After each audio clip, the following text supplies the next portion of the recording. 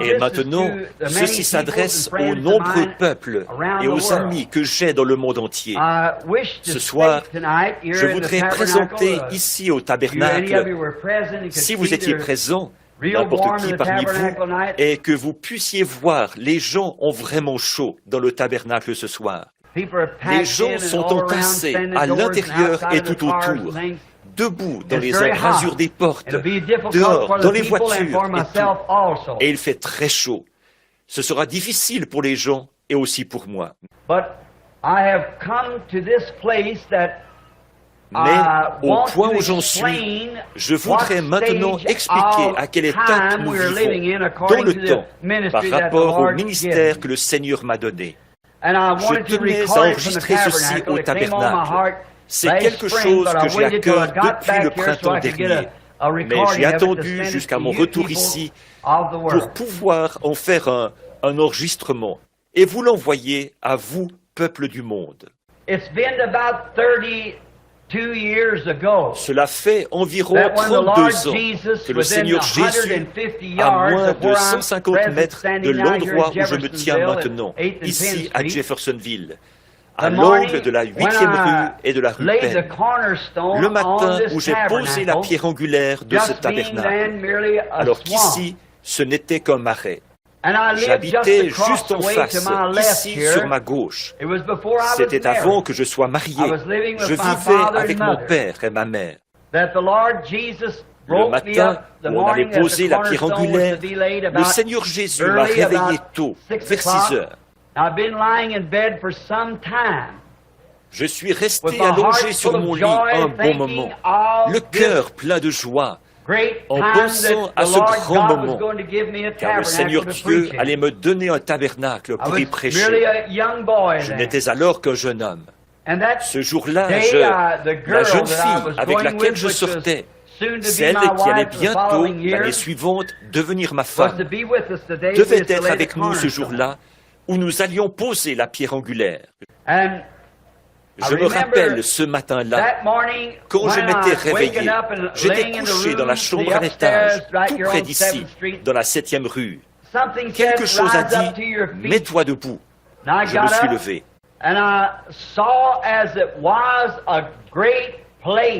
Et j'ai vu comme un endroit étendu, et c'était comme un endroit où il y avait une rivière qui coulait dans la vallée. Je suis descendu vers la rivière et j'ai compris que c'était un endroit où Jean-Baptiste avait baptisé les gens et ils en avaient fait un coin pour les cochons. J'étais très critique à ce sujet, affirmant qu'on ne devait pas faire ça. Pendant que je me trouvais là, une voix m'a parlé et m'a élevé. Et j'ai vu ce tabernacle, à peu près dans l'état où il se trouve en ce moment.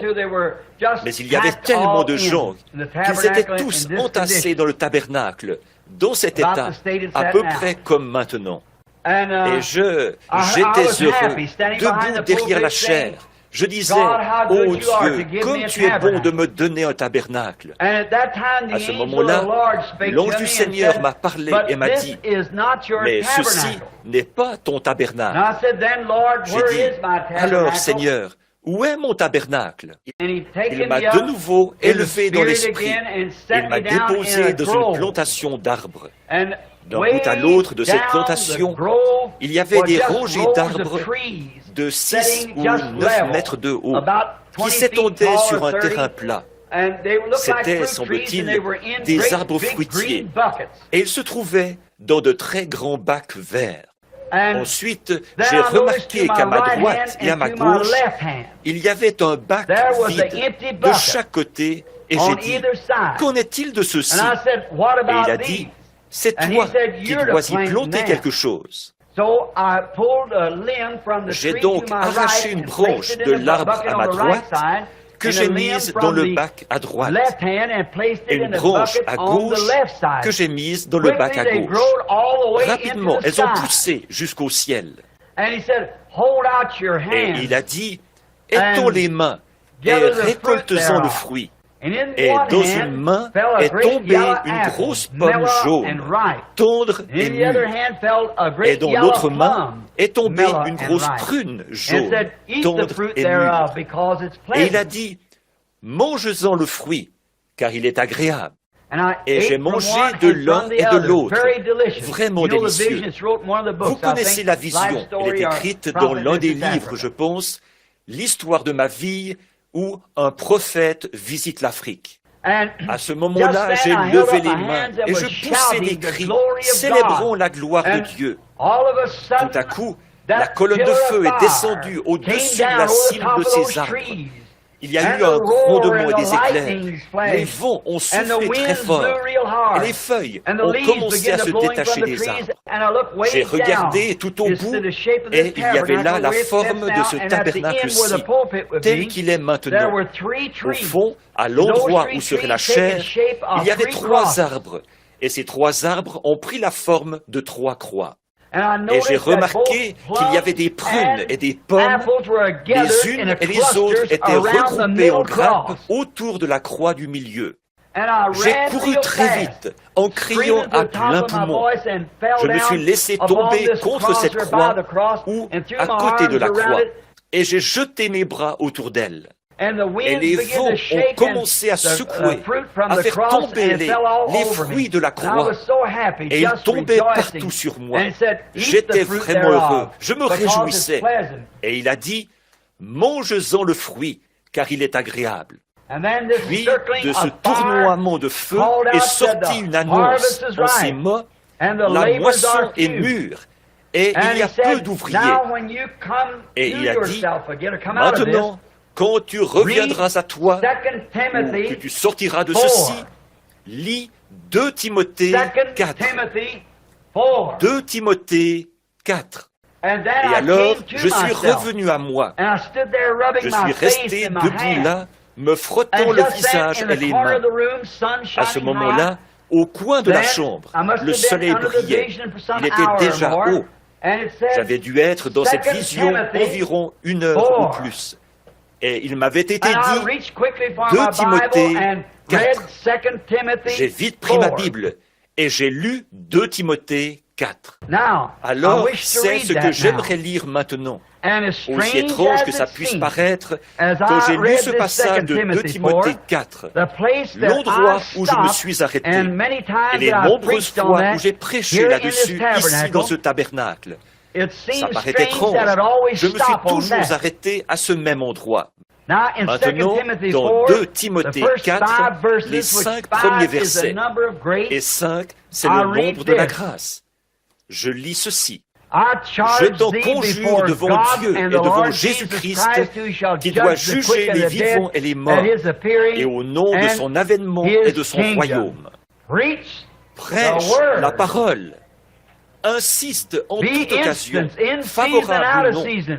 Reprend, censure, exhorte avec toute patience et en instruisant.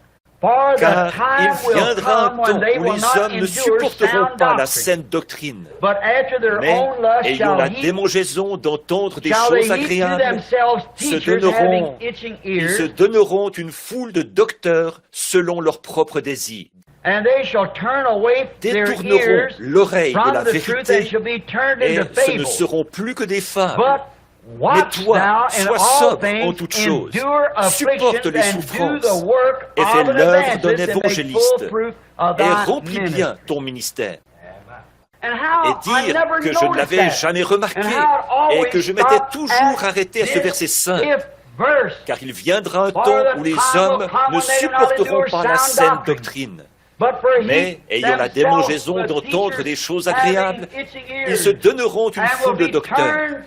Ils se détourneront de la vérité pour se tourner vers les fables. Mais fais l'œuvre d'un évangéliste. Remplis bien ton ministère. Voyez? Et avec l'aide et la grâce de Dieu, c'est ce que j'ai essayé de faire. Et je veux que mes amis, ici et dans les pays où iront les bondes, sachent que c'est pour cette raison que j'ai pris la position que j'ai prise pour la parole. Précisément pour cette raison. Prêche la parole.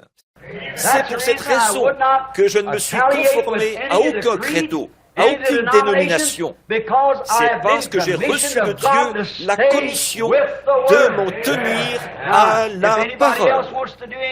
Maintenant, si quelqu'un d'autre veut agir différemment, c'est son affaire. Et si vous remarquez dans la vision que j'ai eue au sujet de mon ministère, c'était ça.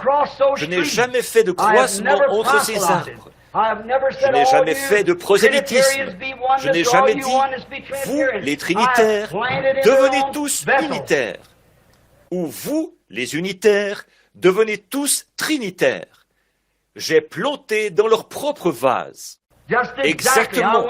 Je suis allé vers les trinitaires, je suis allé vers les unitaires, je suis allé vers tout le monde, et je suis resté entre les deux. Je n'ai jamais rallié les rangs d'aucun d'eux, mais je suis resté entre les deux.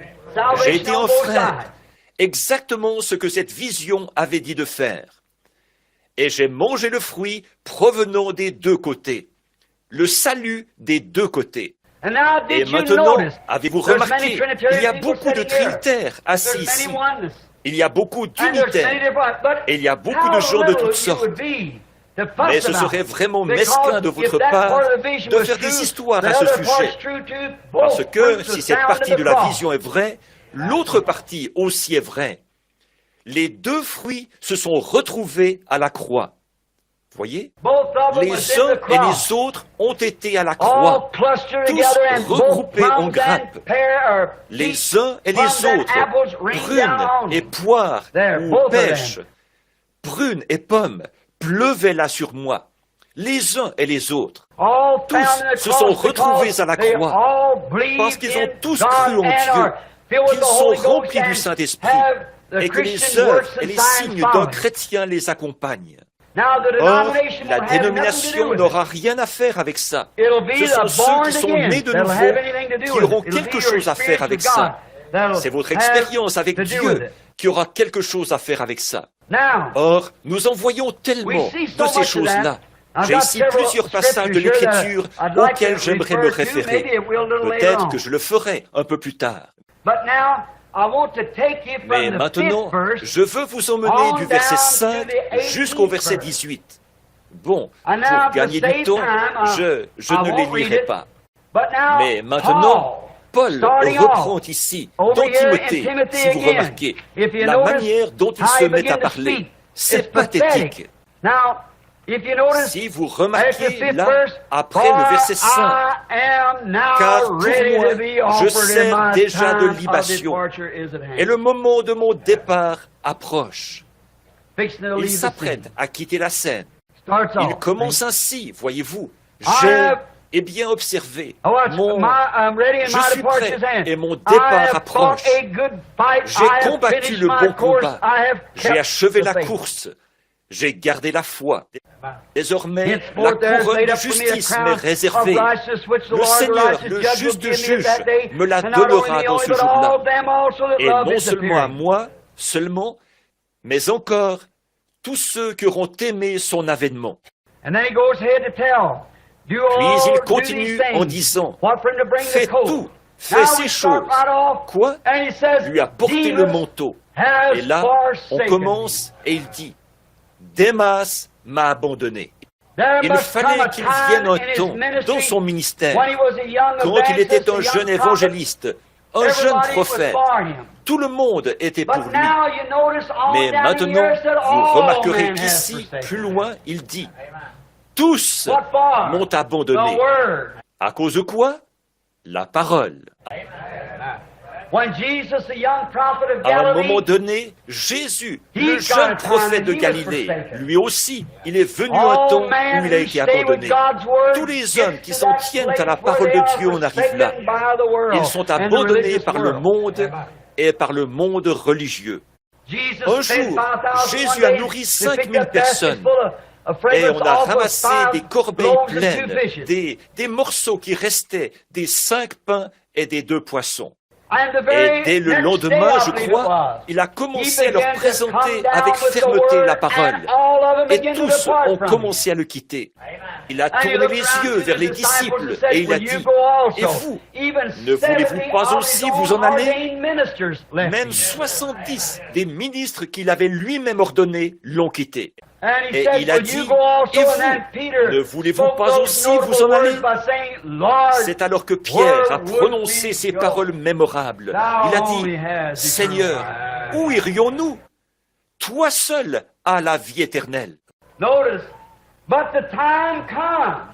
Remarquez, mais il est venu un temps, le temps de l'abandon est venu. Et il doit venir. Il faut qu'il vienne. Et maintenant, j'ai ici plusieurs prophètes et plusieurs points auxquels me référer pour vous prouver qu'effectivement ce temps venait. Et il est arrivé pour moi. Inutile d'essayer d'y échapper. Il est là et il faut l'accepter, c'est tout. Eux n'ont pas cherché à y échapper. Ils sont restés debout et l'ont accepté. Ils n'ont pas honte de l'Évangile. Vous remarquerez, Paul, j'ai combattu le bon combat. J'ai achevé la course. J'ai gardé la foi. Oh là là. Ici, plus loin, il est dit, j'ai combattu contre les bêtes et j'ai été délivré de la gueule du lion. Les choses par lesquelles il a passé, Dieu a été bon vers lui. Mais le temps était venu où il allait partir. Maintenant, posons-nous un peu la question. Pourquoi un homme, un ministre, un collaborateur de Paul, comme l'était Démas, pourquoi donc quitterait-il Paul? Vous connaissez frère Baxter. Beaucoup d'entre vous se souviennent de lui. Il lisait à propos de Démas. Il a dit, « Vous savez ce que je vais faire, frère Branham, quand j'arriverai au ciel? La première chose que je vais faire ?» Et j'ai dit, « Quoi donc ?» Il a dit, « Je vais chercher où Démas se trouve, puis je vais lui flanquer un lion aussi fort que je peux. » Et il a dit, il va se retourner et dire, « Baxter, pourquoi tu fais ça ?» Il dira, « Pourquoi as-tu quitté ce pauvre petit Paul au moment où tout le monde l'a abandonné ?» Je ne recommande pas de faire ça. Je ne crois pas qu'il y aura des bagarres là-haut. Mais j'ai simplement pensé à ce que frère Baxter a dit, parce qu'il avait tellement pitié de Paul. Eh bien, qu'est-ce que Paul avait fait? Il avait prêché aussi fidèlement que possible, et le Saint-Esprit était sur lui. Quand il a écrit des choses à propos de ces dames ministres et tout, j'imagine qu'il y a eu toute une tempête. Il a dit que les femmes se taisent dans les assemblées. Il ne leur est pas permis d'y parler. Et lui qui se trouvait en prison au même moment. Pouvez-vous imaginer ce qu'ont dit certains des évêques là-bas? Ce gars là-bas en prison, de quel droit est-ce qu'il nous écrit à nous ici? Voyez? Et il a avec lui Timothée, un buveur de vin. Donc, le voilà maintenant, lui qui fait boire du vin à Timothée, le voilà en prison. Et il nous écrit pour nous déclarer ce que le Saint-Esprit devrait nous dire de faire. La seconde épître de Paul aux Corinthiens, chapitre 10. Moi, Paul, je vous prie par la douceur et la bonté de Christ, moi, humble d'apparence quand je suis au milieu de vous, et plein de hardiesse à votre égard quand je suis éloigné, je vous prie, lorsque je serai présent, de ne pas me forcer à recourir avec assurance à cette hardiesse dont je me propose d'user contre quelques-uns qui nous regardent comme marchant selon la chair. Si nous marchons dans la chair, nous ne combattons pas selon la chair, car les armes avec lesquelles nous combattons ne sont pas charnelles, mais elles sont puissantes par la vertu de Dieu pour renverser des forteresses. Nous renversons les raisonnements et toute hauteur qui s'élève contre la connaissance de Dieu, et nous amenons toute pensée captive à l'obéissance de Christ. Nous sommes prêts aussi à punir toute désobéissance lorsque votre obéissance sera complète. Vous regardez à l'apparence. Si quelqu'un se persuade qu'il est de Christ, qu'il se dise bien en lui-même que, comme il est de Christ, nous aussi nous sommes de Christ. Et quand même je me glorifierais un peu trop de l'autorité que le Seigneur nous a donnée pour votre édification et non pour votre destruction, je ne saurais en avoir honte, afin que je ne paraisse pas vouloir vous intimider par mes lettres. Car, dit-on, ces lettres sont sévères et fortes, mais présent en personne, il est faible et sa parole est méprisable. Que celui qui parle de la sorte considère que tel nous sommes en parole dans nos lettres étant absents, tel aussi nous sommes dans nos actes étant présents. Mais il a dit, si, quoi, est-ce de chez vous que la parole de Dieu est sortie? Et est-ce de vous seul qu'elle est sortie? Si quelqu'un croit être spirituel ou prophète, qu'il reconnaisse que ce que j'écris là, ce sont les commandements du Seigneur. Voyez? Voyez-vous, le temps vient, mes amis, et je veux que les gens, dans les endroits où iront les bandes, se souviennent que le temps de la séparation doit venir. Il le faut. Je ne sais pas à quelle distance je suis du temps de la fin de ma route. Je ne sais pas. C'est Dieu que ça regarde. Je ne sais pas ce que sera demain et qui. Je ne sais pas ce que demain me réserve. Mais je sais qui tient demain. Alors voilà, c'est là-dessus que ma foi est bâtie. Bon, j'imagine que Démas ne l'a pas abandonné pour aller dans des boîtes de nuit. Je ne pense pas que Démas ait fait ça, parce que Démas était un homme rempli de l'esprit. C'était un bon compagnon d'œuvre. Si jamais vous avez étudié l'histoire de Démas, c'était un prédicateur remarquable, un homme très cultivé, très raffiné, instruit. C'était un homme intelligent. Mais pourquoi voudrait-il abandonner Paul? C'est ça la question. Qu'est-ce qui l'a poussé à faire ça? À abandonner Paul? Je ne crois pas qu'il voulait aller dans une boîte de nuit, ni rien. Mais je crois que c'était Dieu qui séparait Paul. Maintenant, j'imagine que Démas... Prenons quelques-unes des pensées de Démas. L'autre jour, assis sur le coteau, au lever du jour, je me posais la question, je me disais, pourquoi est-ce que Démas voudrait quitter cet homme? Pourquoi quitterait-il ce pauvre petit prédicateur qu'il avait conduit au Seigneur? L'homme qui avait été le fer de lance du réveil parmi les nations, un véritable prophète. Personne ne pouvait dire qu'il n'était pas prophète. Il était plus qu'un prophète. Il était un apôtre, et un grand et puissant apôtre pour les nations. Et Démas avait côtoyé Paul. Il avait été en communion avec lui et il avait vu l'Esprit de Dieu agir dans cet homme. Pourquoi tournerait-il le dos à quelqu'un de pareil qui avait été confirmé comme serviteur de Christ? Avez-vous remarqué Paul ici? Par amour pour le siècle présent. Or, je ne pense pas que Démas ait rétrogradé. Je ne pense pas qu'il ait fait ça. Mais je pense qu'il s'est fait une fausse opinion de Paul. Bon, Démas venait d'une famille riche, et il était fortuné, et parfois, argent signifie religion pour les gens. C'est comme on dit en Californie, si vous ne possédez pas 3 Cadillacs, vous n'êtes pas spirituel. Ce qui veut dire que si vous n'êtes pas prospère, si vous n'avez pas la plus belle église de la ville, les gens n'y iront pas. C'est presque comme ça ici. Il faut que vous ayez la plus belle église du pays. Sinon on dira, vous n'allez pas me dire que vous vous êtes joint à un petit groupe comme celui-là. Nous n'osons pas nous égaler ou nous comparer à quelques-uns de ceux qui se recommandent eux-mêmes, mais en se mesurant à leur propre mesure et en se comparant à eux-mêmes, ils manquent d'intelligence.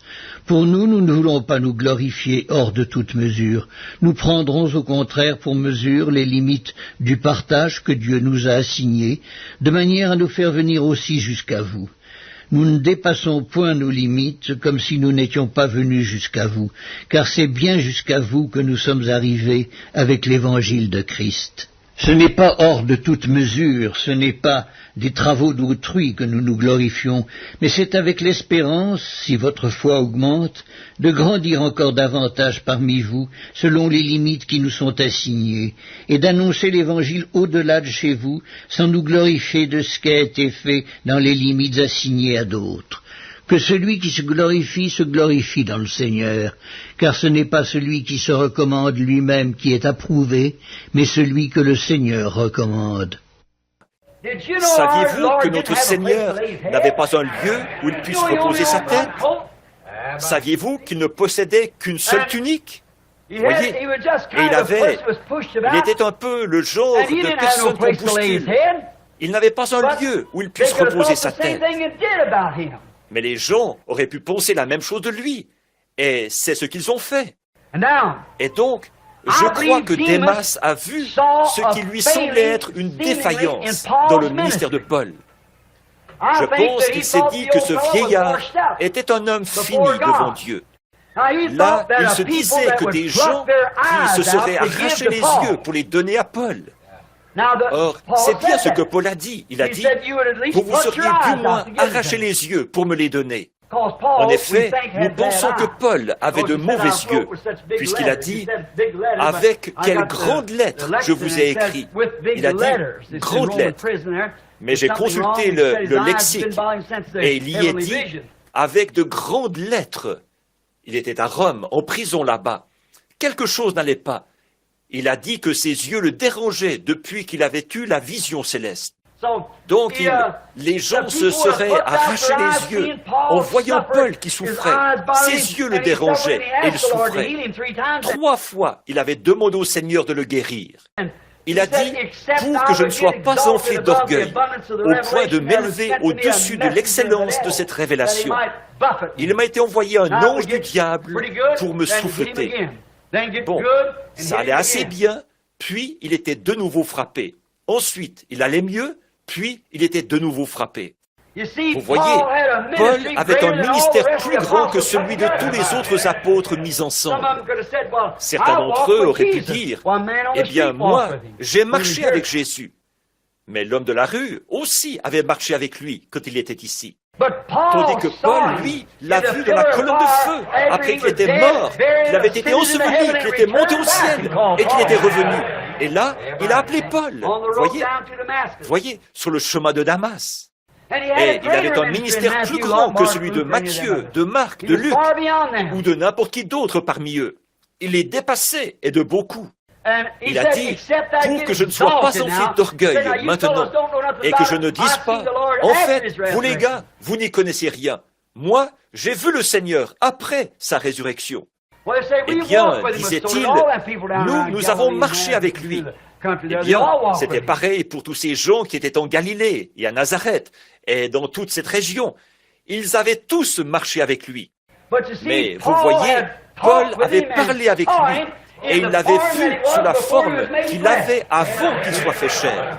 Voyez? Et il a commissionné Paul dans cet état-là, pendant qu'il était dans cette lumière. Il a commissionné Paul.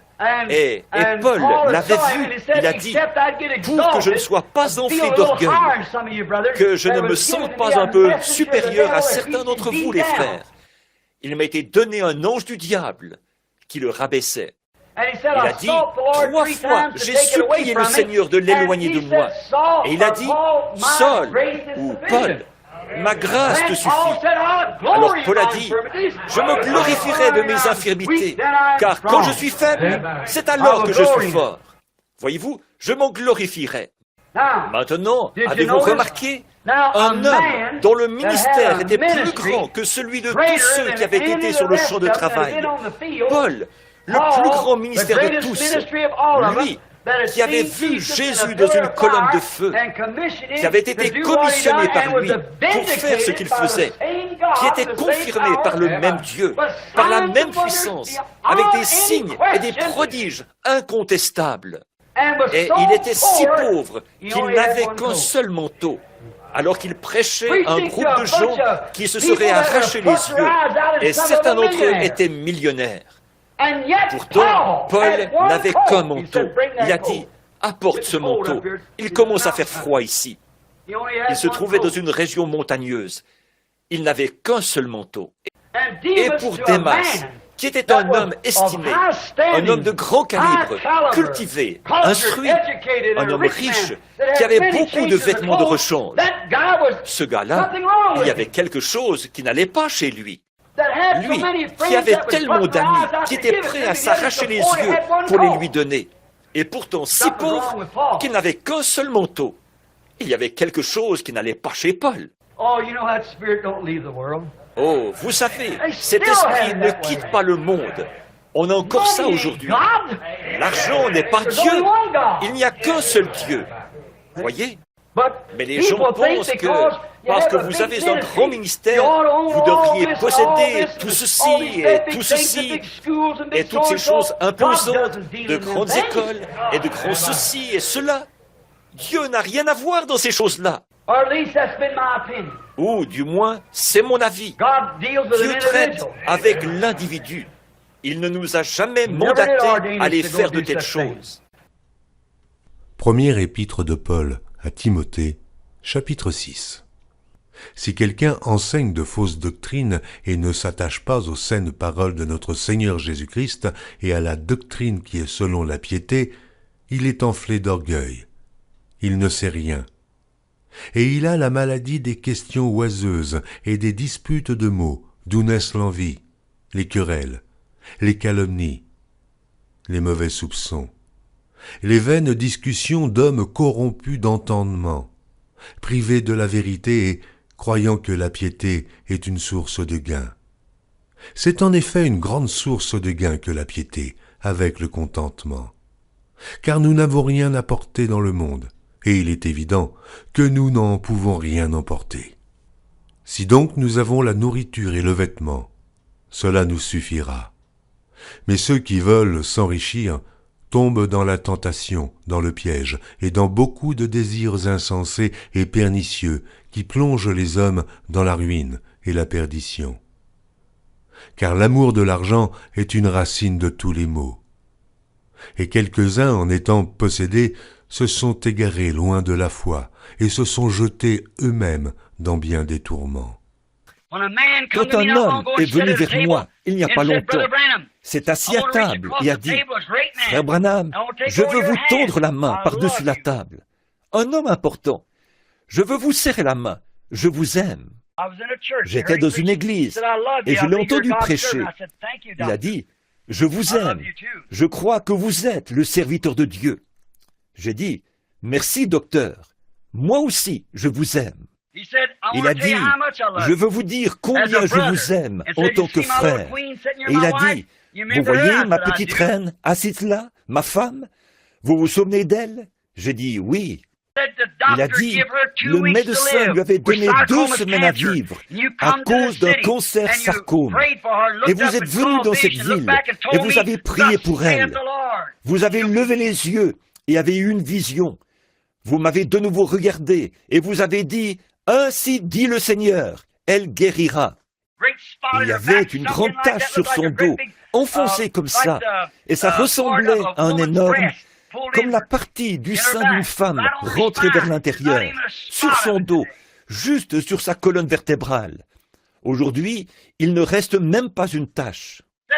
Il a dit, ma reine est assise là, bien en vie aujourd'hui.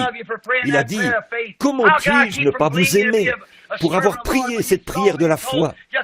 Comment puis-je m'empêcher de croire que vous êtes un serviteur du Seigneur quand vous m'avez vu et que vous avez dit exactement ce qui allait arriver? Il a dit, maintenant, j'ai quelque chose pour vous, frère Branham. Il a dit, je suis rattaché à la plus grande ligue pentecôtiste qui existe. J'ai dit, oui monsieur, je sais. Il a dit, il n'y a pas longtemps, j'ai parlé avec les frères, et ils m'ont dit d'entrer en contact avec vous, et de vous dire que c'était dommage que vous ayez offert ce ministère donné par Dieu à un groupe de gens de la Cambrousse et tout. J'ai dit, vraiment? Il a dit, oui, il a dit, Dieu a envoyé ce ministère pour toucher les points névralgiques, les endroits importants, bien en vue.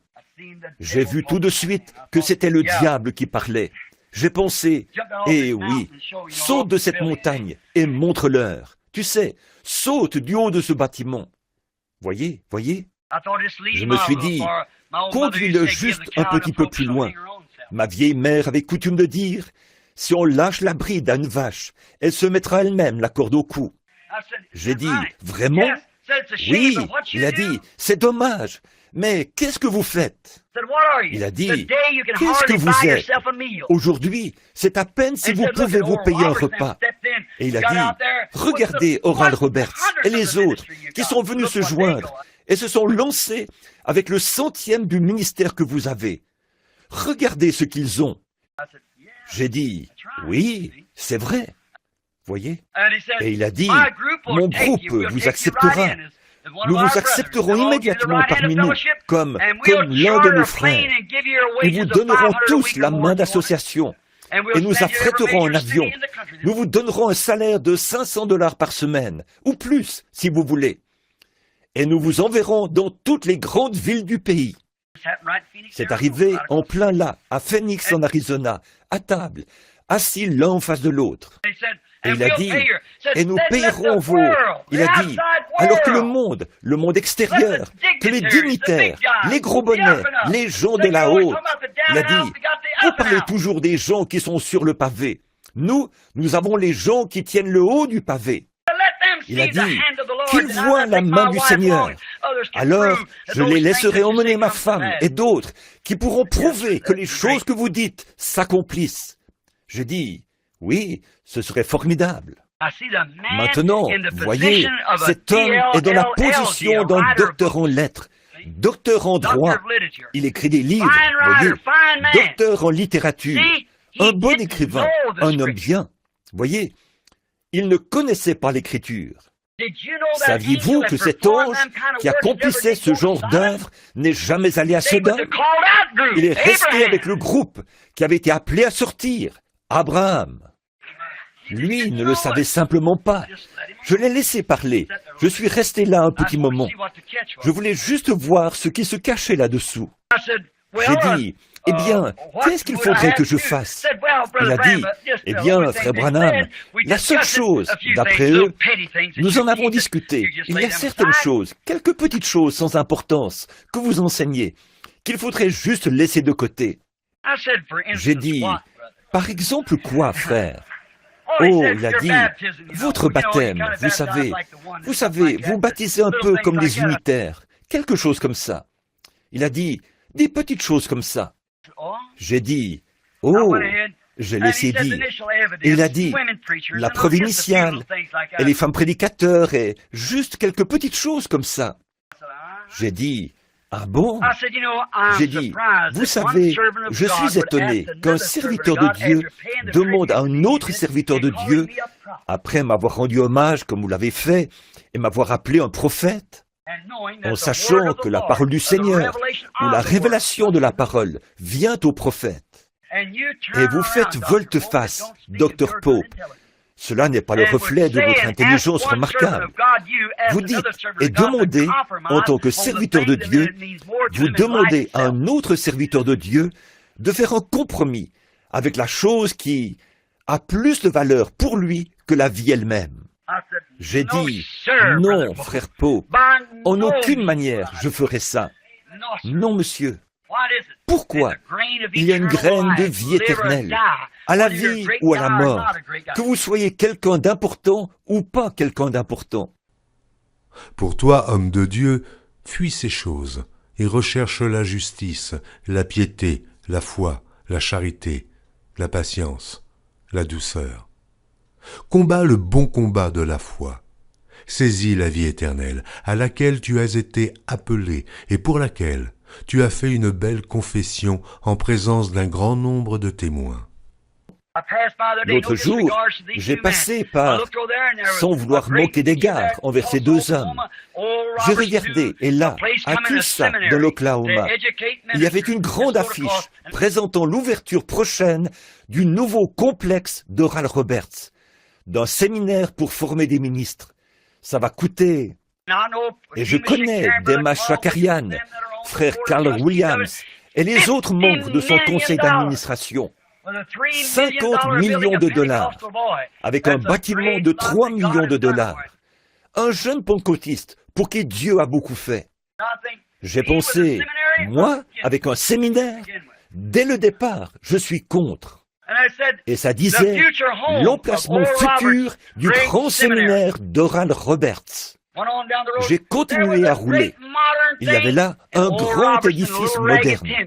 Et dire qu'Oral Roberts, alors dans une petite tente en lambeaux, était venu à ma réunion à Kansas City, au Kansas.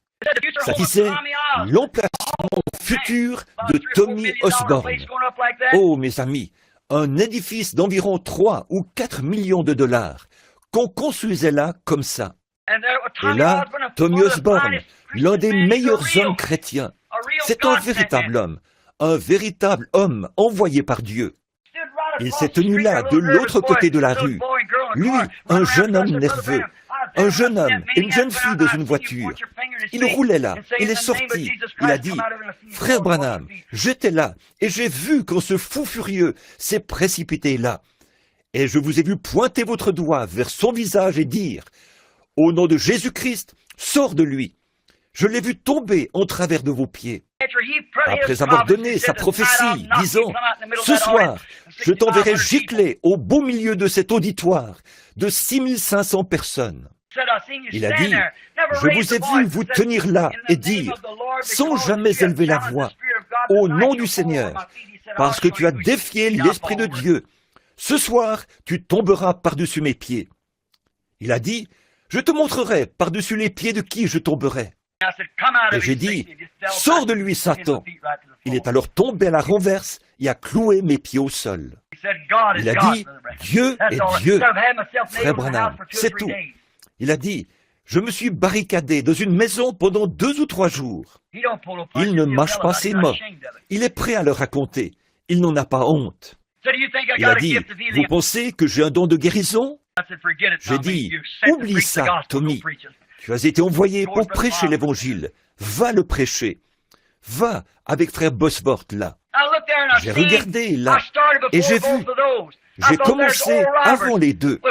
J'ai pensé, voilà Oral Roberts, avec 500 machines, où même pas une main humaine ne touche les lettres. 4 millions de dollars reçus dans le courrier l'année dernière. 4 millions. Le quart de tout l'argent récolté dans l'ensemble de la chrétienté mondiale, partout. Le quart de l'argent dans toute la chrétienté arrivant chez un seul homme. Quel endroit! Je suis allé là-bas pour le voir. Ceci dit, Oral est mon frère. Oh là là, je l'aime. Il est authentique, un type formidable, et je l'aime.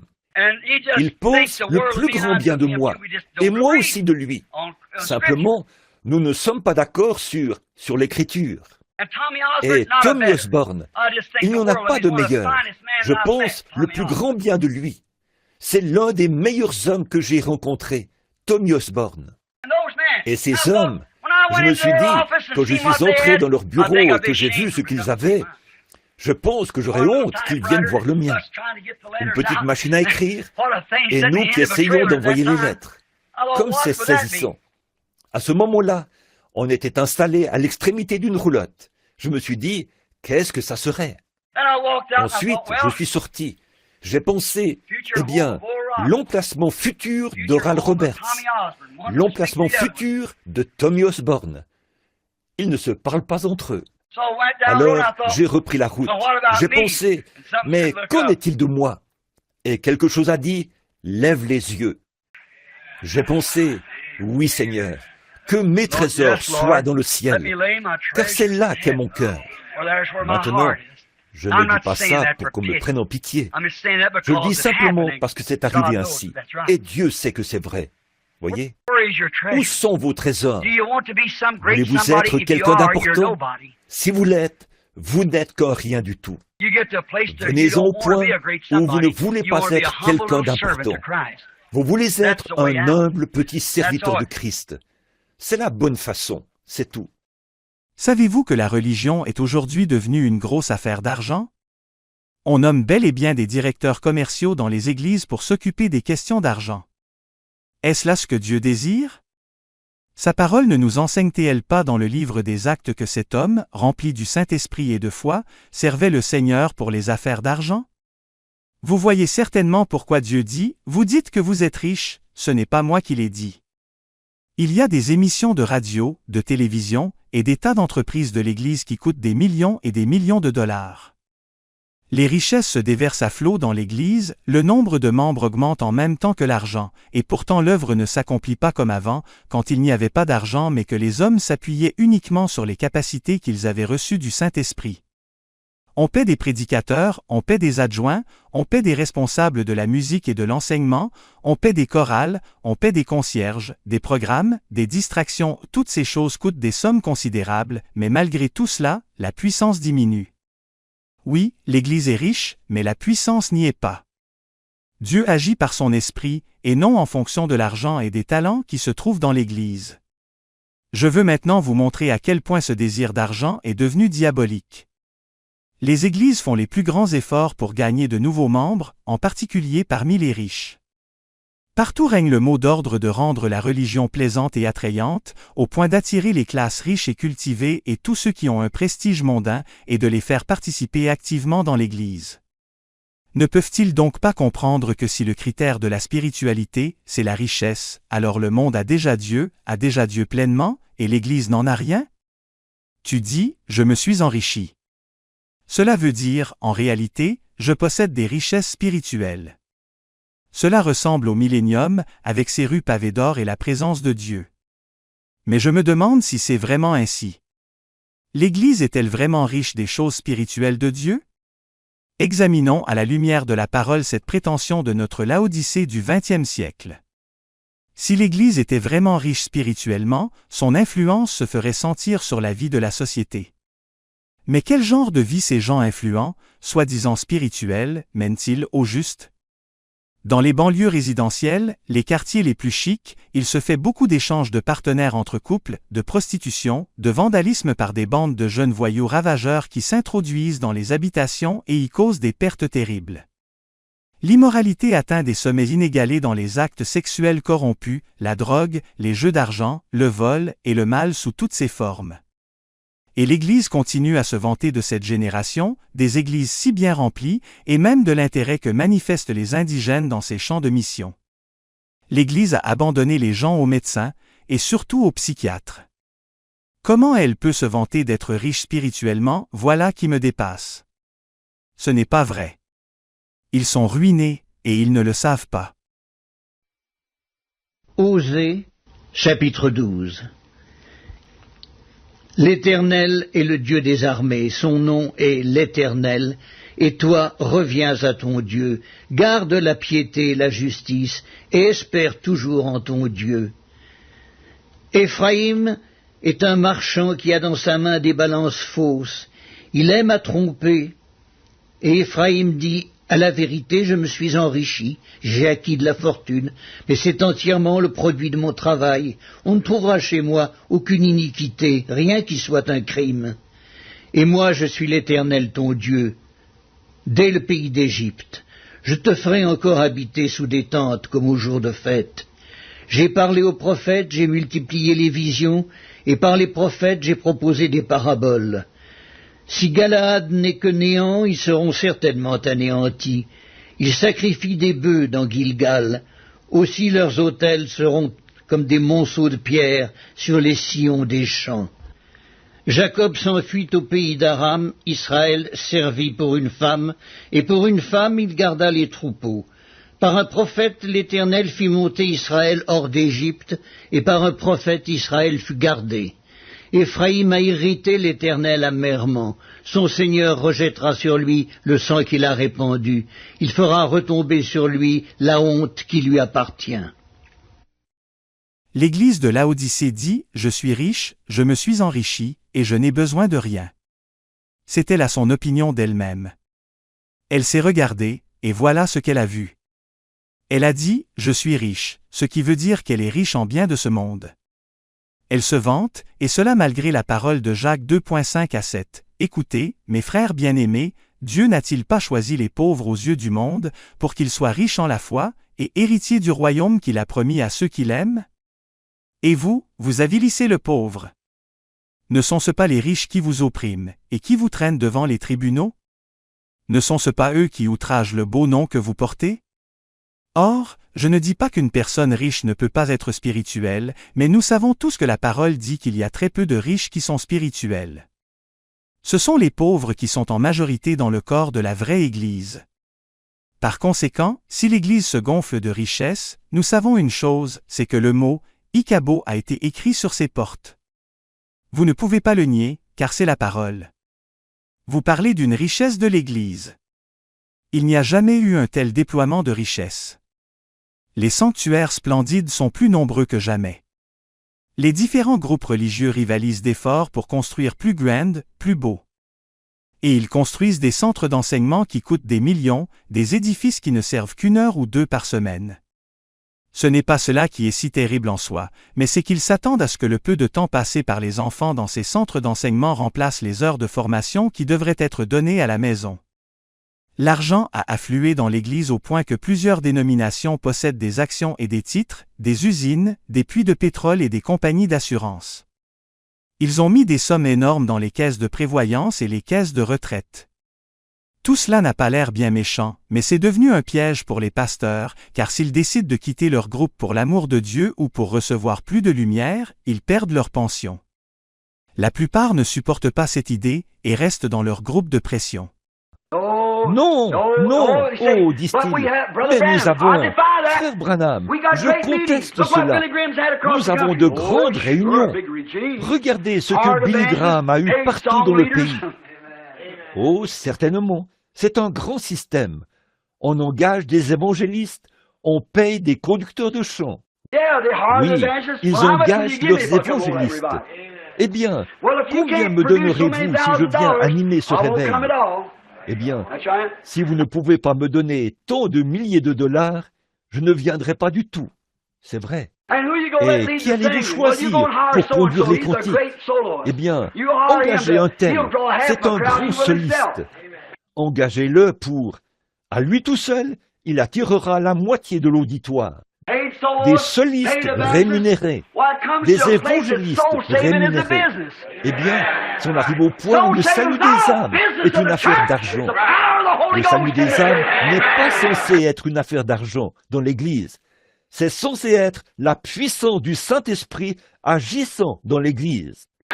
Le salut des âmes n'est pas, ça ne s'achète pas avec de l'argent. Non, monsieur, non. Tout ça, ce sont des œuvres, des œuvres, des œuvres. Des évangélistes rémunérés, des conducteurs de chant rémunérés, des chorales rémunérées et tout. Dieu ne veut pas de cela. Tout ça, ce sont des œuvres. Dieu ne veut pas des œuvres. Il veut que le Saint-Esprit œuvre en vous. C'est vrai. Michée, chapitre 7. Malheur à moi, car je suis comme à la récolte des fruits, comme au grappillage après la vendange. Il n'y a point de grappes à manger, point de ces primeurs que mon âme désire. L'homme de bien a disparu du pays, et il n'y a plus de juste parmi les hommes. Ils sont tous en embuscade pour verser le sang, chacun tente un piège à son frère. Leurs mains sont habiles à faire le mal. Le prince a des exigences, le juge réclame un salaire, le grand manifeste son avidité, et ils font ainsi cause commune. Le péché parmi les chrétiens, parmi les élus, ils ont vendu leur droit d'aînesse pour la popularité. Le ministre a échangé l'évangile contre une rencontre sociale.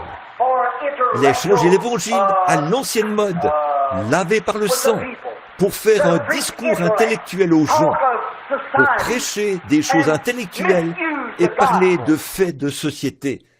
Alors, il fait un mauvais usage de l'Évangile. Bon nombre d'entre eux sont allés sur les champs de mission pour prêcher, et ils ont fait usage de l'Évangile à des fins personnelles, pour se faire de l'argent. Bon nombre d'entre eux possèdent de vastes granges et des voitures, des choses qu'ils n'auraient jamais possédées, des avantages personnels. Ce n'est pas le cas pour tous. Je suis reconnaissant qu'il y a encore un reste. Jérémie, chapitre 5. Annoncez ceci à la maison de Jacob, publiez-le en Juda et dites, écoutez ceci, peuple insensé qui n'a point de cœur. Ils ont des yeux et ne voient point, ils ont des oreilles et n'entendent point. Ne me craindrez-vous pas, dit l'Éternel, ne tremblerez-vous pas devant moi? C'est moi qui ai donné à la mer le sable pour limite, limite éternelle qu'elle ne doit pas franchir. Ces flots s'agitent, mais ils sont impuissants. Ils mugissent, mais ils ne la franchissent pas. Ce peuple a un cœur indocile et rebelle, ils se révoltent et s'en vont. Ils ne disent pas dans leur cœur, craignons l'Éternel notre Dieu, qui donne la pluie en son temps, la pluie de la première et de l'arrière-saison, et qui nous réserve les semaines destinées à la moisson. C'est à cause de vos iniquités que ces dispensations n'ont pas lieu. Ce sont vos péchés qui vous privent de ces biens. Car il se trouve parmi mon peuple des méchants. Ils épient comme l'oiseleur qui dresse des pièges. Ils tendent des filets et prennent des hommes. Comme une cage est remplie d'oiseaux, leurs maisons sont remplies de fraude. C'est ainsi qu'ils deviennent puissants et riches. Ils s'engraissent, ils sont brillants d'embonpoint, ils dépassent toute mesure dans le mal. Ils ne défendent pas la cause de l'orphelin, et ils prospèrent. Ils ne font pas droit aux indigents. Ne châtierai-je pas ces choses-là, dit l'Éternel, ne me vengerai-je pas d'une pareille nation?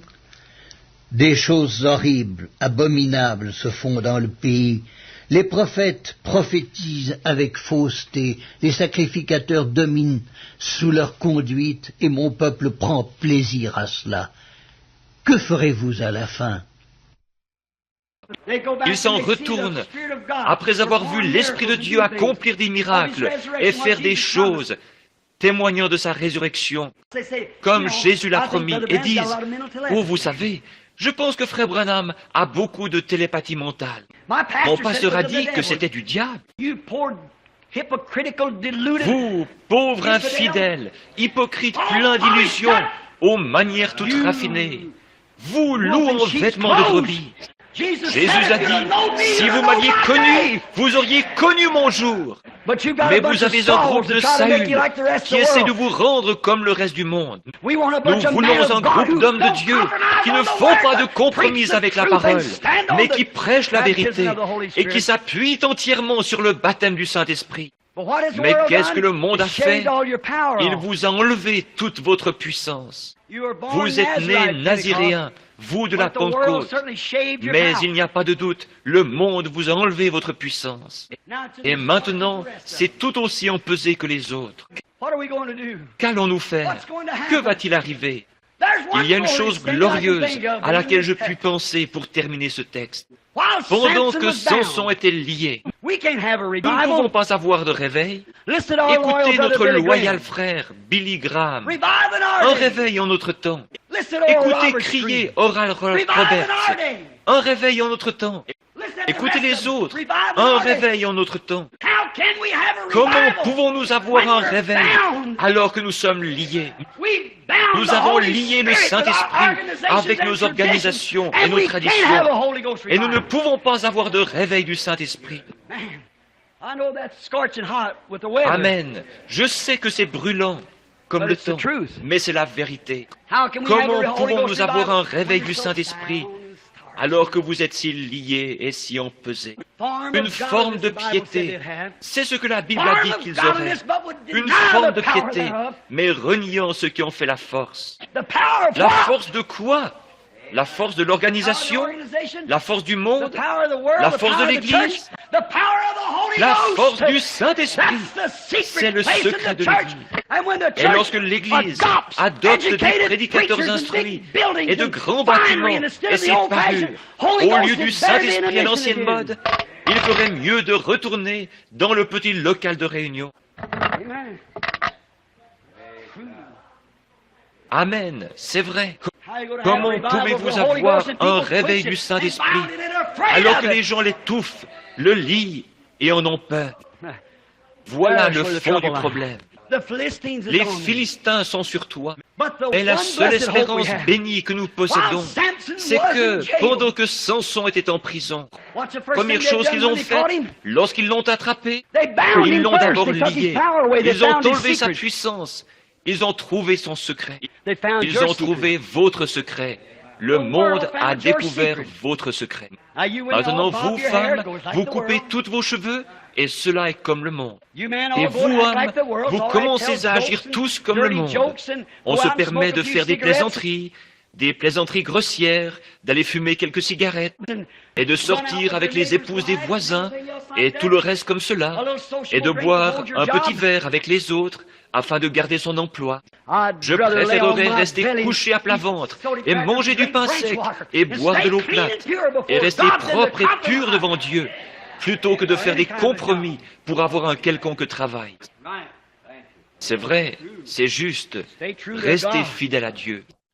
Je sais que vous, je déteste être si dur, mais mon frère, ma sœur, il faut enfoncer le clou pour qu'il tienne. C'est le jour dans lequel nous vivons. Je pense que si Jésus a traité Hérode de vieux renard et que Jean les a traités de race de vipères, très bien. Ils ont de grands bâtiments, des vitraux, des prédicateurs éloquents, des chanteurs rémunérés. Oui, monsieur. Qu'est-ce qu'ils ont là-dedans? Qu'y a-t-il là-dedans? Rien qui soit du Saint-Esprit. Ils se tiennent là. Ils sont dehors, ils portent des shorts, puis ils viennent et chantent dans la chorale. Espèce de misérable hypocrite. Oui, monsieur, c'est vrai. Et vous, les prédicateurs, qui allez à une réunion parce qu'on vous y donnera plus d'argent qu'ailleurs, espèce de scélérat, vous n'êtes pas digne d'être derrière la chair. C'est vrai, l'argent. Si vous ne pouvez pas donner tant de milliers de dollars, eh bien, nous ne viendrons pas. Nos organisateurs et tout viendront. Si vous disposez de cet argent, nous viendrons. Si je n'ai pas la pleine collaboration de tout le monde, je ne viendrai pas. Si tout le monde, toutes les églises ne collaborent pas pleinement pour que j'ai suffisamment d'argent pour payer mes dettes, je ne viendrai pas. Frère, un véritable homme de Dieu irait si le Saint-Esprit le conduit à le faire. Peu importe le montant de l'offrande, même s'il devait manger des crackers et boire de l'eau plate. C'est vrai, c'est un véritable serviteur de Dieu. Mais les gens se lient par des engagements envers des émissions, la radio, la télévision et toutes sortes de choses du monde, au point qu'il leur faut avoir tout cet argent. C'est tout à fait vrai, voyez. Ce n'est pas de Dieu. Il a dit, « Oh, tu es riche, tu n'as besoin de rien. » Certainement, mais ce dont tu avais besoin, tu ne l'avais pas. C'est vrai, mais tu ne le savais pas. Voyez, tu es riche. Tu n'as besoin de rien. Ils sont rémunérés pour faire ce qu'ils font. Ils jouent aux cartes. Oh, dites-vous, nous avons de grandes assemblées. Oh, certainement. Oui, monsieur. La plus grande assemblée. Eh bien, vous savez, le maire de la ville fréquente notre église. Oui, c'est vrai. Eh bien, vous savez, les un tel, quand ils viennent en ville, ils fréquentent notre église. Ah oui. Nous avons toutes les célébrités dans notre église. Oui, et si les pauvres saints qui sont dans le besoin viennent dans l'église, ils sont pour vous une réprimande. Vous ne voulez même pas d'eux dans l'église. Vous avez peur que quelqu'un dise « Amen » pendant que vous prêchez. Épître de Jacques, chapitre 2.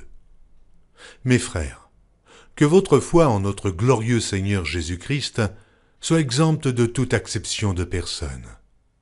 Supposez en effet qu'il entre dans votre assemblée un homme avec un anneau d'or et un habit magnifique, et qu'il y entre aussi un pauvre misérablement vêtu. Si tournant vos regards vers celui qui porte l'habit magnifique, vous lui dites « Toi, assieds-toi ici à cette place d'honneur. » Et si vous dites au pauvre « Toi, tiens-toi là debout, ou bien assieds-toi au-dessous de mon marchepied. » Ne faites-vous pas en vous-même une distinction? Et ne jugez-vous pas sous l'inspiration de pensées mauvaises? Écoutez, mes frères bien-aimés, Dieu n'a-t-il pas choisi les pauvres aux yeux du monde pour qu'ils soient riches en la foi et héritiers du royaume qu'il a promis à ceux qui l'aiment? Et vous avilissez le pauvre. Ne sont-ce pas les riches qui vous oppriment et qui vous traînent devant les tribunaux? Ne sont-ce pas eux qui outragent le beau nom que vous portez? Si vous accomplissez la loi royale selon l'Écriture, tu aimeras ton prochain comme toi-même, vous faites bien. Mais si vous faites acception de personne, vous commettez un péché. Vous êtes condamnés par la loi comme des transgresseurs. Car quiconque observe toute la loi, mais pêche contre un seul commandement, devient coupable de tous. Comme cette petite dame dont j'ai lu l'histoire une fois dans un petit livre. Elle était allée à une église. Ses enfants, elle les avait élevés dans une église à l'ancienne mode, quelque part là-bas dans les bois, où les gens étaient vraiment des saints. Alors un jeune homme est venu un jour et épousé sa fille. Il lui a dit qu'il appartenait à l'église de l'extérieur, vous savez, à l'une des grandes églises de la même dénomination établie en ville. Donc, il a dit à la mère qu'il était chrétien. Il a alors épousé sa fille et l'a emmenée avec lui. Eh bien, il l'a finalement fait quitter la bonne vieille église de campagne qu'elle fréquentait dans les montagnes pour celle ici, la grande et belle église du même nom. Mais là-bas, ils avaient le Saint-Esprit, et ici, ils n'avaient rien. Ils se sont donc mis à fréquenter cette grande et belle église. Et un jour, la maman a dit qu'elle allait visiter sa fille. Eh bien, ils se demandaient ce qu'ils allaient bien faire d'elle. Alors, quand elle est arrivée, elle ressemblait à un personnage des livres antiques, vêtue d'une de ses robes au col montant. Vous savez, avec de longues manches, les cheveux ramenés vers l'arrière, son visage lisse comme un oignon pelé, comme ça, ramené vers l'arrière, vous savez. Elle est arrivée là et a dit, « Eh bien, alléluia, ma chérie, et vous deux, comment ça va ?» Bon, elle a dit, « Eh bien, demain matin, c'est dimanche. » Elle a dit, « Vous irez tous à la réunion, n'est-ce pas ?» Le mari a dit, « Qu'allons-nous faire d'elle ?» Il a dit, « On ne peut pas l'emmener là-bas comme ça. » Et il a ajouté, « Eh bien, je ne sais pas quoi faire. » Eh bien, il a dit, « Maman, je vais te dire, nous... » Oh, a-t-elle dit, « Mais chérie, je ne peux pas manquer d'aller à l'église. Il y a sûrement telle ou telle église dans les environs. » Oh, elle a dit, « Je n'ai vu une là, au coin de la rue. Je vais simplement aller là-bas. » Et il a dit, « Oh, eh bien, nous n'aurons pas d'autre choix que d'y aller. » Au moment d'entrer, ils l'ont laissé entrer en premier. Voyez, elle leur faisait honte. La voici qui traverse la rue, vêtue de cette petite jupe, vous savez, sa Bible sous le bras. Eh bien, frère, son nom n'était peut-être pas dans le bottin mondain, mais j'imagine que son nom était dans le livre de vie de l'agneau. C'était ça, l'essentiel.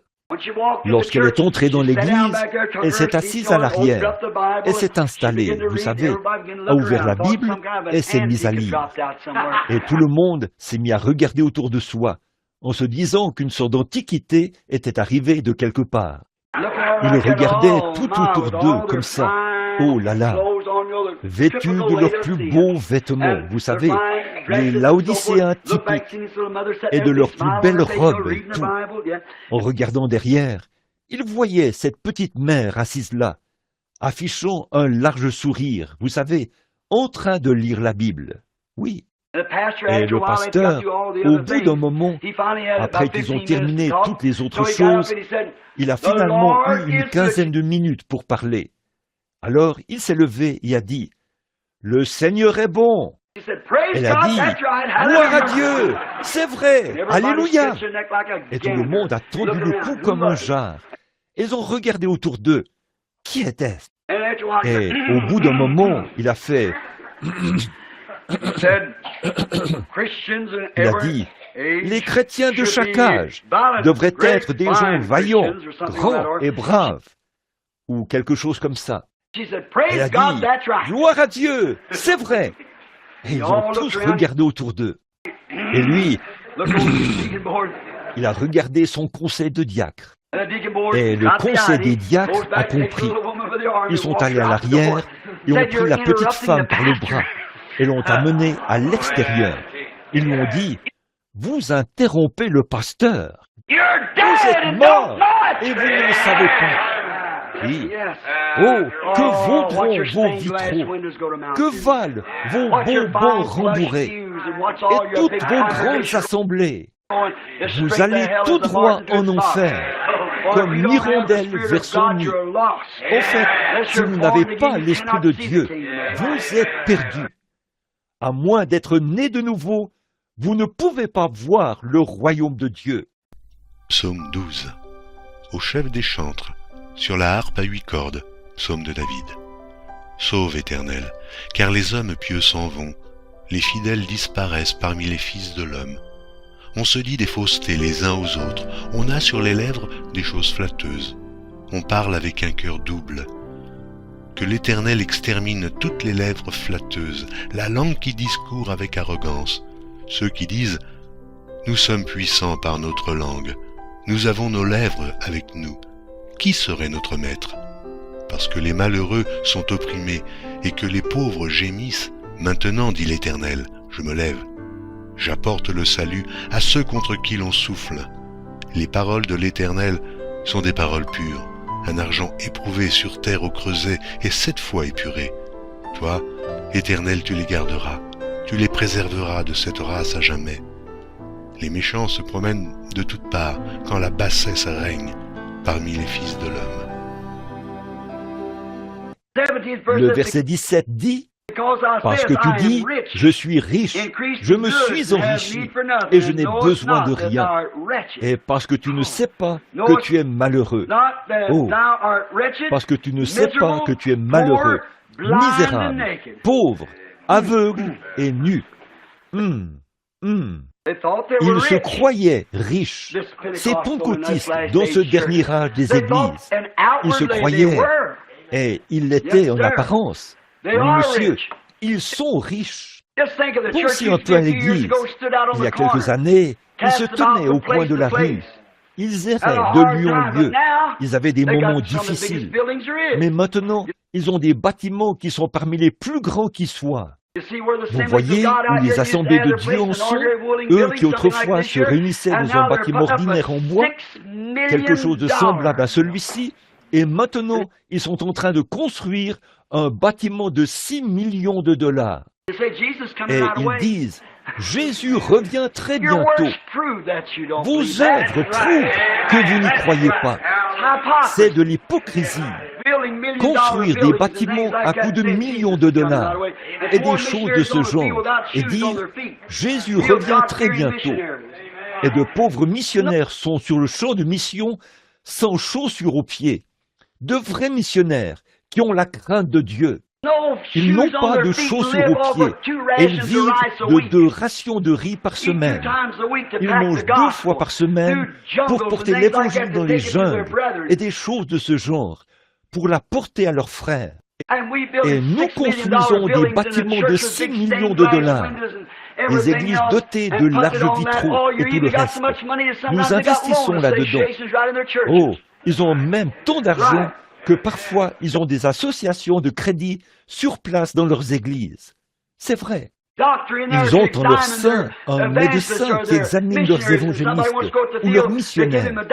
Si quelqu'un veut aller sur le champ de mission, on lui fait passer un examen médical pour voir s'il, ou psychiatrique, pour voir s'il a un bon quotient intellectuel du point de vue mental. Vous voyez, c'est au Saint-Esprit d'examiner cela. Vous n'avez pas besoin d'un psychiatre. Mais ils sont riches et n'ont besoin de rien. Oh, certainement. Vous avez beaucoup d'argent.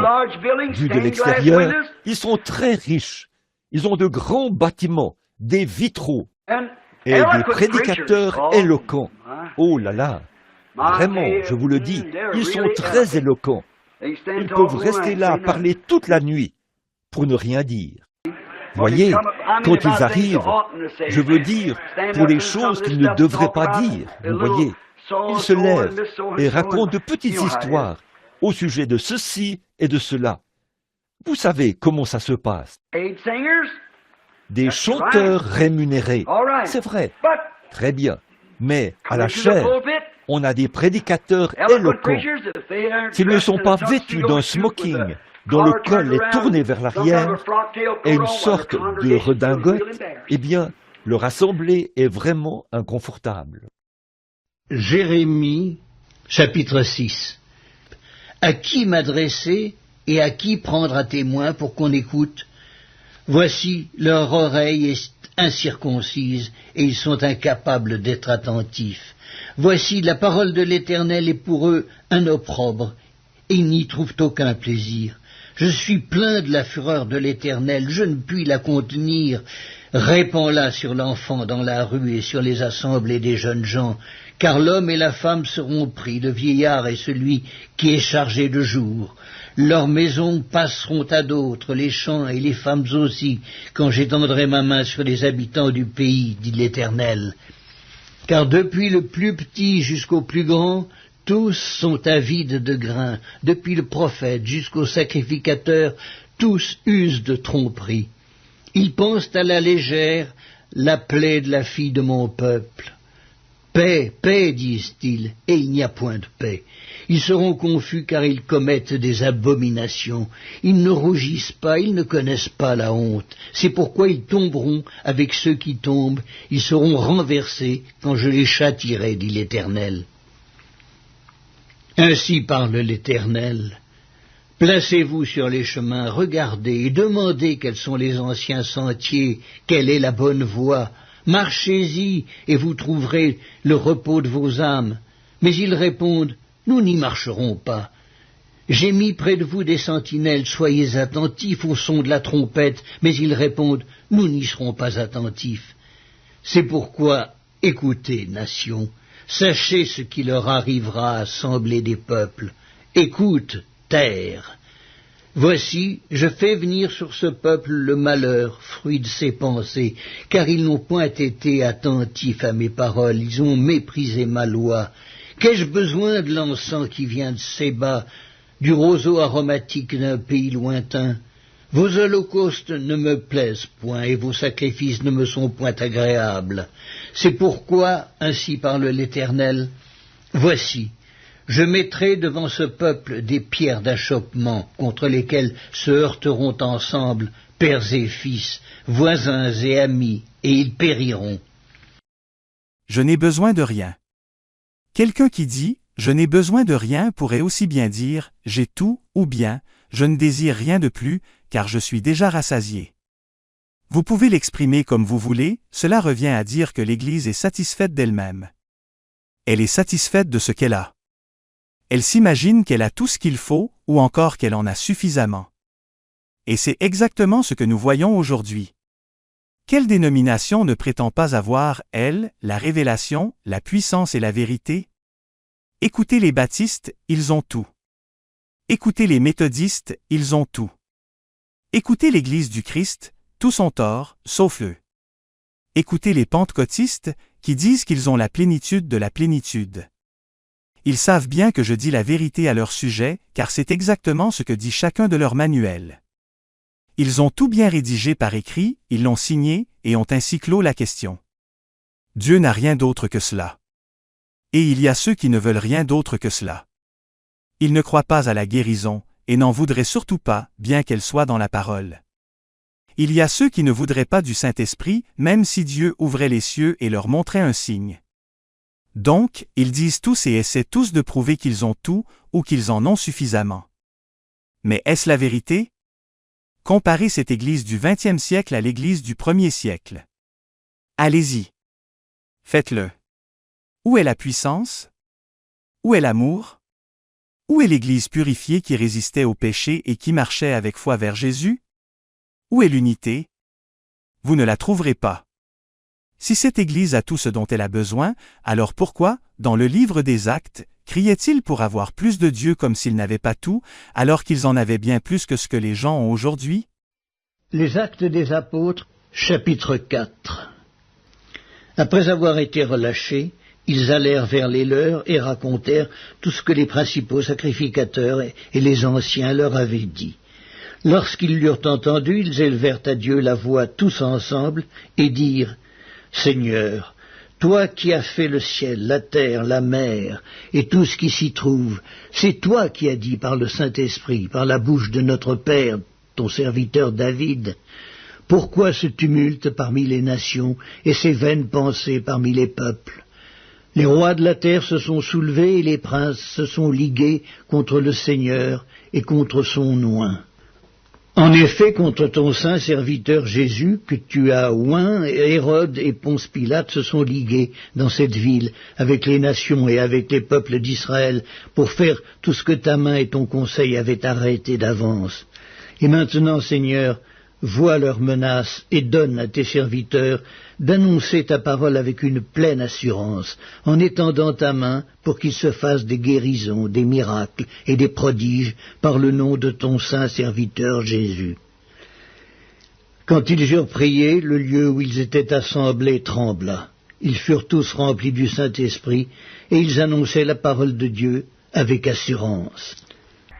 Et si ce groupe de gens assis ici ce soir pouvait simplement garder à l'esprit que Dieu est toujours Dieu, il est tout aussi capable de répondre dans ce cas qu'il l'est dans un cas de guérison divine ou de n'importe quoi d'autre.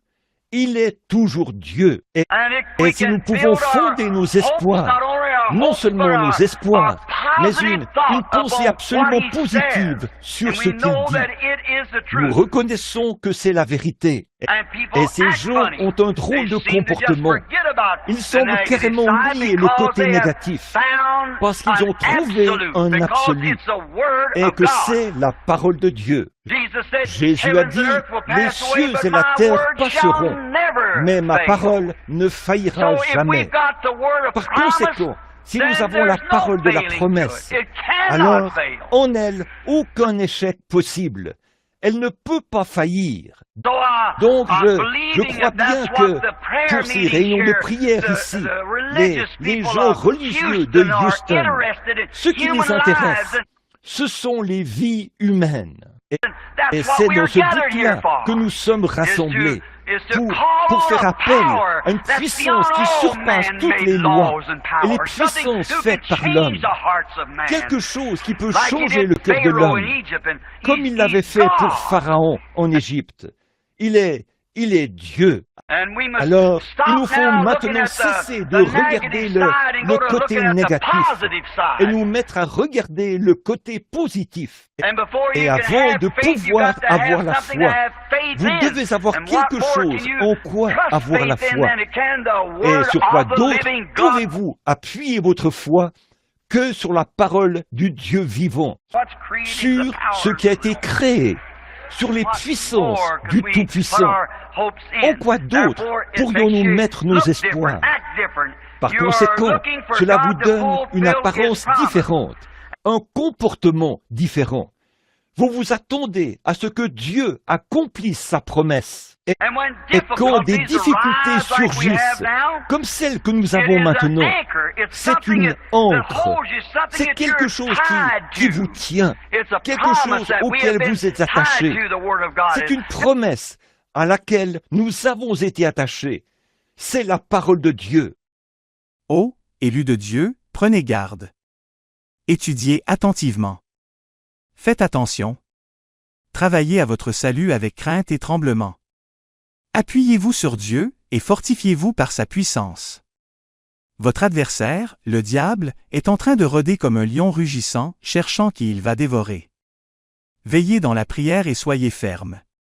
Nous sommes au temps de la fin. La vraie et la fausse vigne arrivent toutes les deux à maturité. Cependant, avant que le blé mûrisse, cet ivraie mûr doit être lié pour être brûlé. Vous voyez, ils adhèrent tous au conseil œcuménique des églises. C'est là qu'ils sont liés. Bientôt, le blé va être engrangé. Mais en ce moment, les deux esprits sont à l'œuvre dans deux vignes. Sortez du milieu de l'ivraie. Commencez à vaincre pour pouvoir faire honneur à votre Seigneur et pour être digne de régner et de gouverner avec lui.